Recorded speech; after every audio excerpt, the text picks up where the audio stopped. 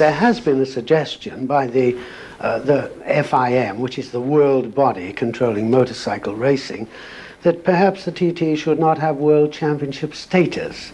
I don't think, even if we lose the points, I don't think it's going to stop people coming to the races. This last year, for example, we had more people at the TT than ever before. Now, we may lose the championship points, but there'll still be the greatest free show in the world, and there'll be thousands of people come. Certain riders, at the time, many of them were a bit more interested in starting money than the safety of the course. Despite their best efforts to stop the TT from losing its World Championship status, the FIM got its way, and the British Grand Prix was switched to Silverstone in Northamptonshire.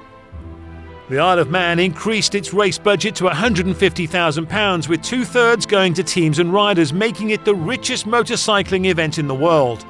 Plus, they began their own series, the Formula World Championships for F1, F2 and F3 road-based machines.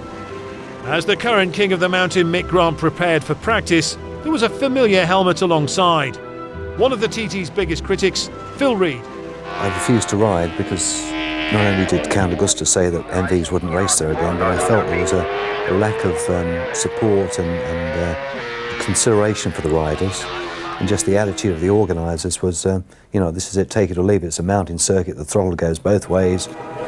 Anyway, I didn't ride then for 5 years. And then the TT lost its World Championship status, and I understood that they were paying a lot better sort of start money over expense money. Phil Reed's return may have been clouded by controversy, but the 1978 return of the island's favourite son was sensational. Mike Hailwood back after an 11-year gap. I was asked by so many people, why didn't I ride again in the Isle of Man, and everybody's saying, I think you ought to have another go, and I thought, well, why not? So we got things rolling, and there we are. Mike's machine was a Ducati of unknown quality, and Phil Reed was expected to take the honours on the Honda. From the start line, Mike shows he's in a class of his own. As the race progressed, the fans began to believe in fairy tales as Mike the Bike gradually closed the gap on his old adversary until he had him in his sights.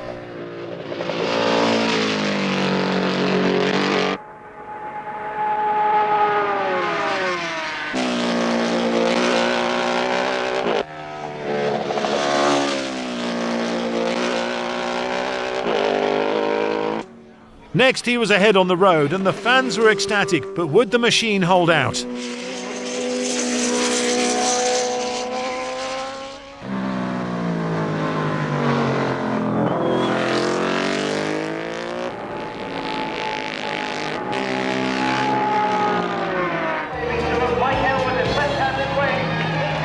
The answer was yes, and the dream return was complete. As Hailwood stood on the winner's rostrum he last saw in 1967 when he then beat Agostini.